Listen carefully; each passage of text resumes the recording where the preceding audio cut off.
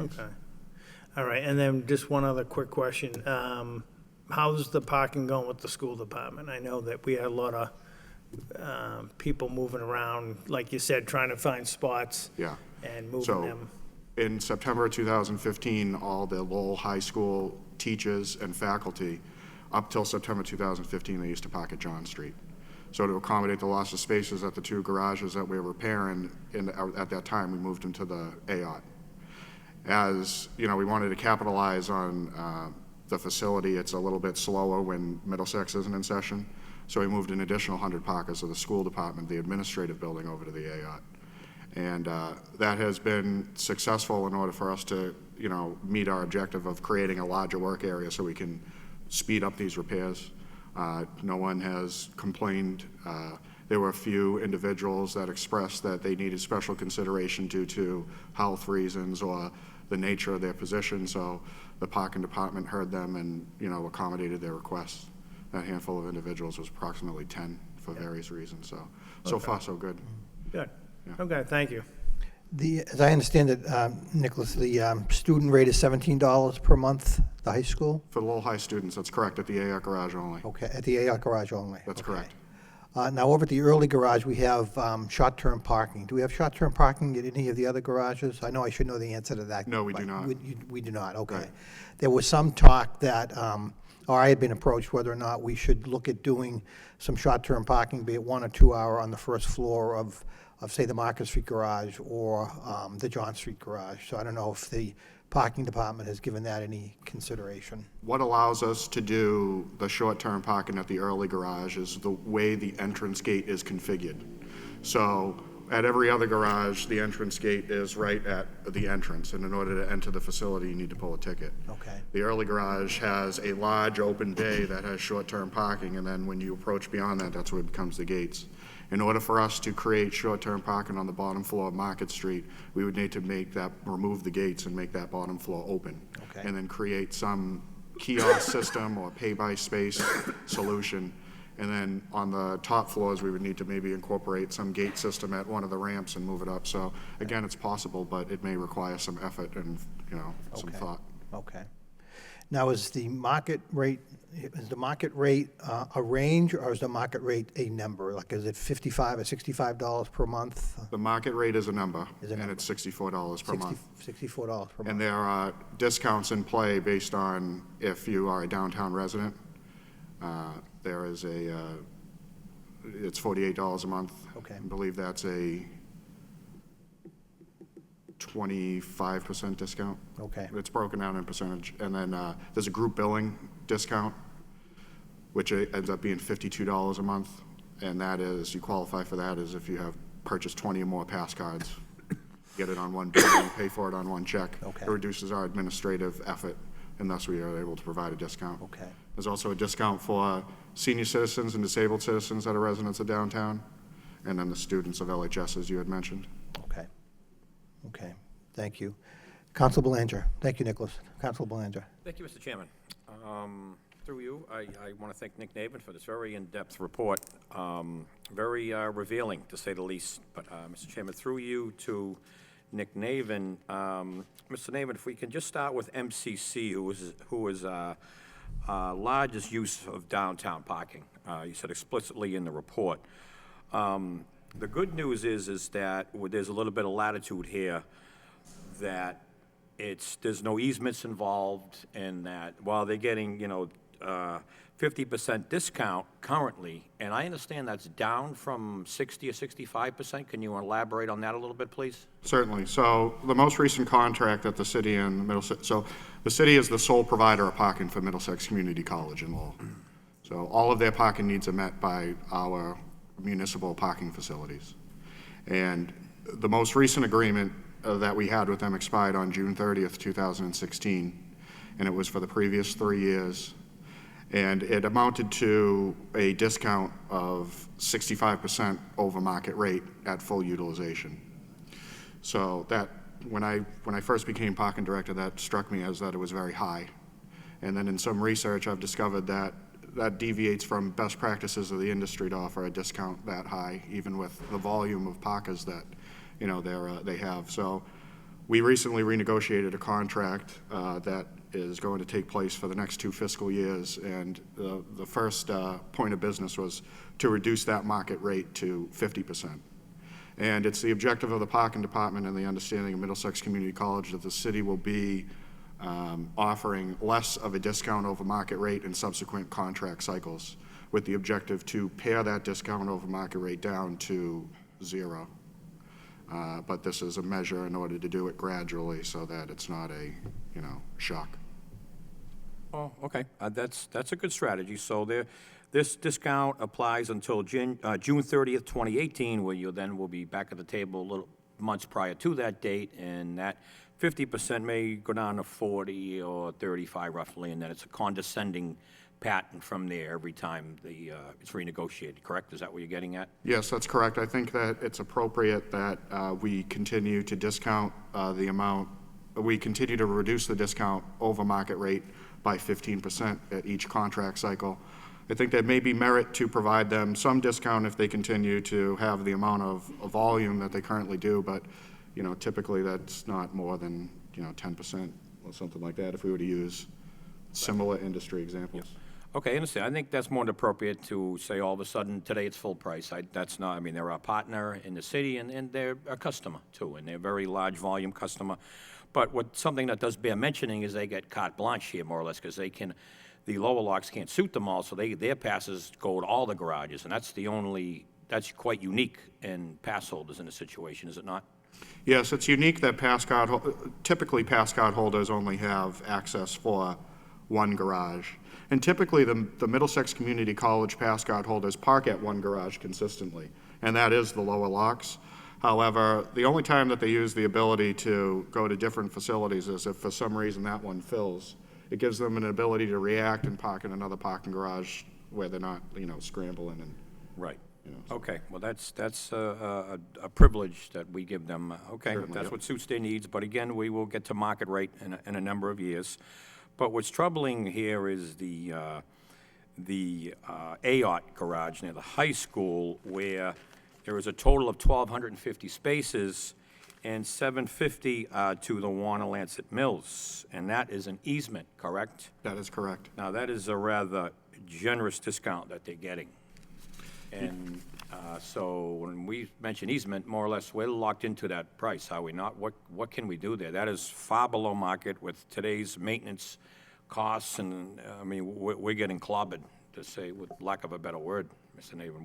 What can be done there? Have you investigated this with the manager and the solicitor to see what we may have any recourse? Yes, I've actually worked with both, and if I may, I would like to, ask Christine to answer this, because she, the easement is what it is.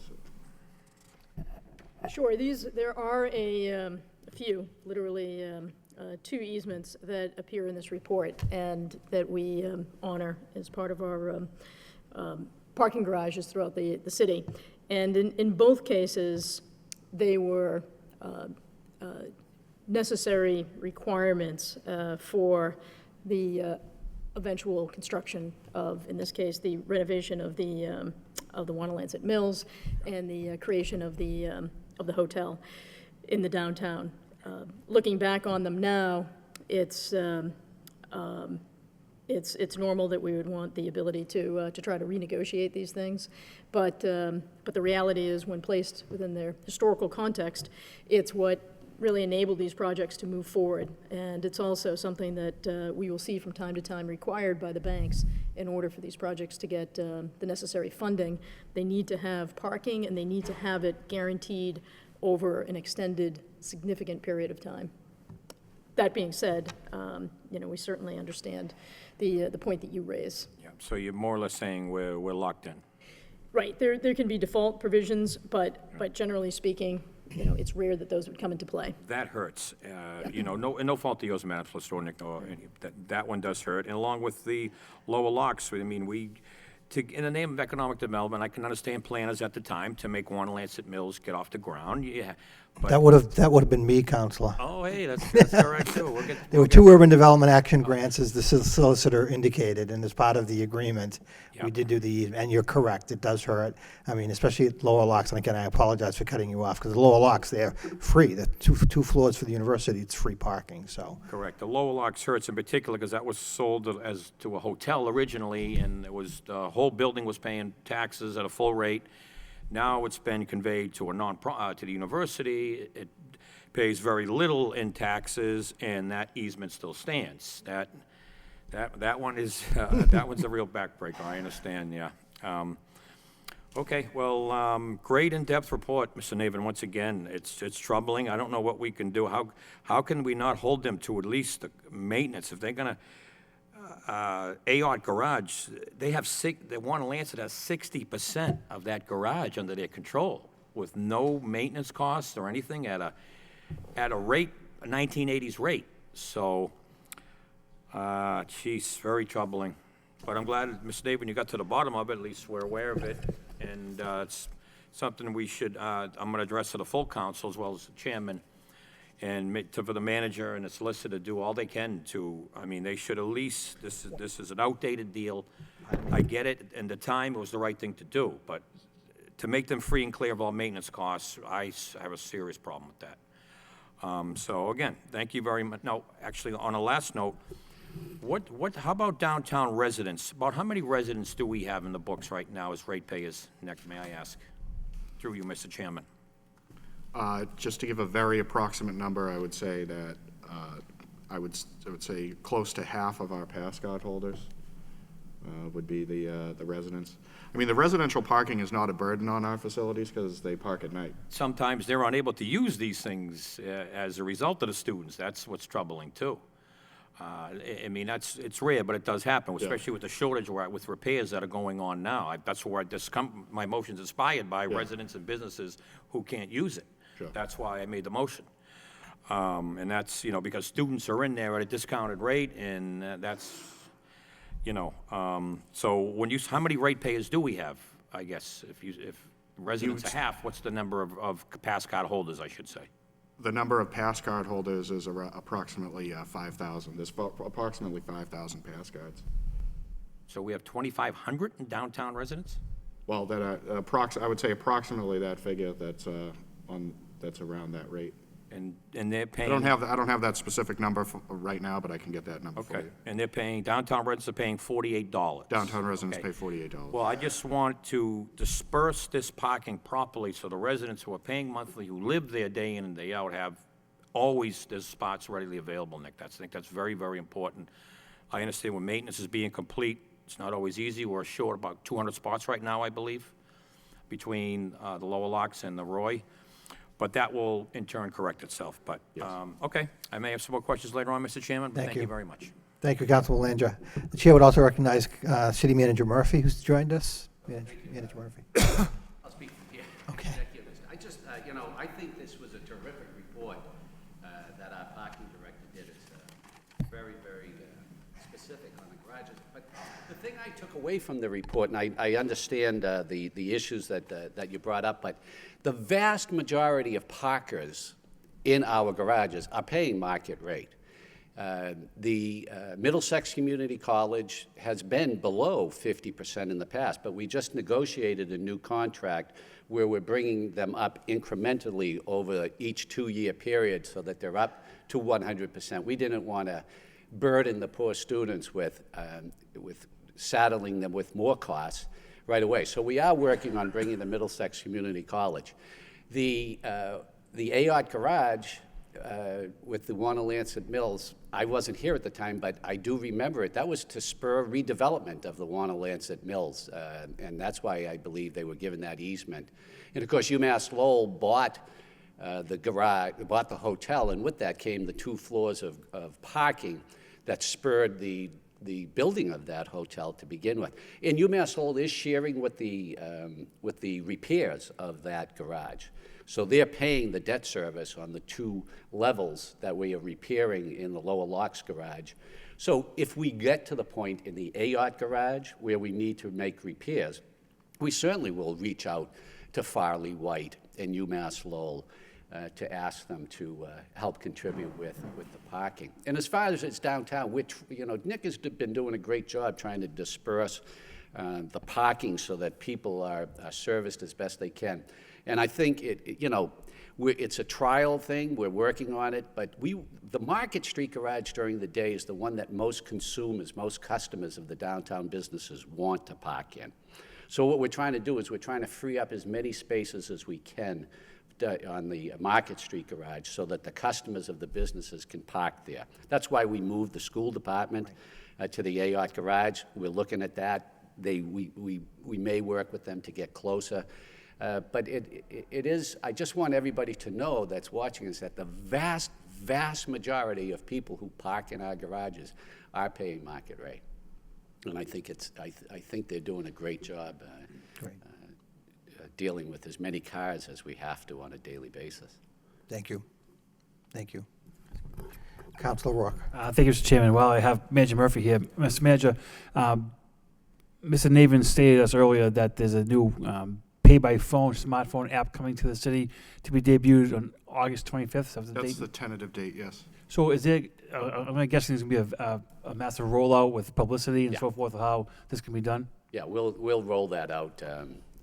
I didn't know the date was so upon us. It may be a little further. We'll make sure that we're going to roll it out. I just wish, and one thing we're looking into is we'd love to be able to get an app for the parking garages themselves, because it would be great if you could just look at the parking app. I know you can tell people where the spaces are, but if they could look at their phone and say, oh, well, geez, there's plenty at the John Street parking garage rather than Market Street. Let me go over to John Street. That would be very helful, too. And that would be my next question, is the availability of certain spots. So thank you It's very not much. available now, but we're working to do it in the parking garages. Great. Thank you. Thank you. The chair would also like to recognize Councilor Samaras is here this evening. Thank you, Councilor Samaras. I'd also like to mention just, because I guess I have been around for so long, but when we built the Lower Locks garage in the mid-'80s, we actually built I'm going to say the westerly end of the garage near the hotel or near the UMass Center, structurally strong enough to support an 8-story building. So on top of the garage at that end. So whether or not there was ever, the parking director ever wanted to say, let's engineer new parking at that end of the garage, again, the footings are there to support quite a sizable addition. We were obviously very optimistic that the 250-room hotel might someday be a 400-room hotel.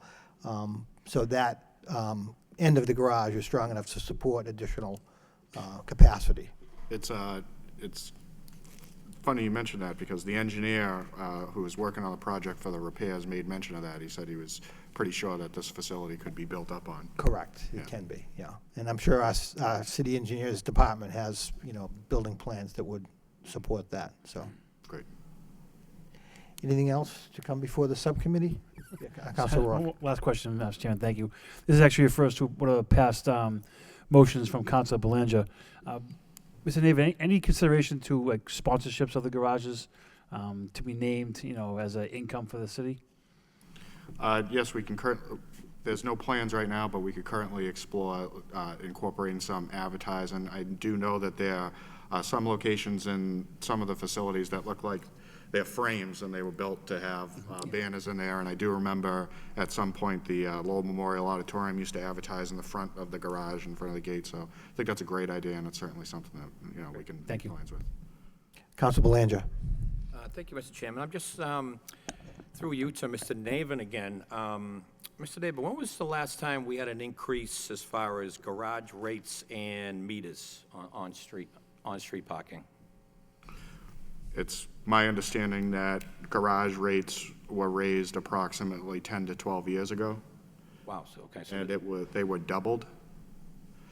And I can't speak to when the on-street was raised. I have not done any research on that. okay, probably around the same time frame, I would imagine. That would be my guess. Yep. Oh, wow, so it's been 10 years literally since the last increase. Okay, At least. So how long are we able to sustain things at these rates, can I ask? Well, if you were to judge by the budget and the projection that Councilor Milanazzo had made available for us, 5 years. Right. And that's if we would wish to deplete our fund balance. So Okay, so an increase is imminent, as we say. You know, we have the garage repair projects that we're doing now. We're gonna have to build a garage in the Hamilton Canal District.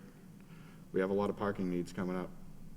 So I think that, you know, we may need to look at that. And a new garage in the Hamilton Canal. And a new garage, Right. so. Okay, well, Mr. Chairman, we have a downtown resident here. I don't know if she wanted to speak at all, address the council, or, no? Okay. Welcome. Okay, that's all I have, Mr. Chairman. Thank you. Thank you. Anybody have anything else to come before the subcommittee? The chair would entertain a motion to report this meeting out as a report of progress by Council Rourke, seconded by Council Leahy. All those in favor? Aye, opposed? Motion to adjourn? Motion to adjourn. Thank you.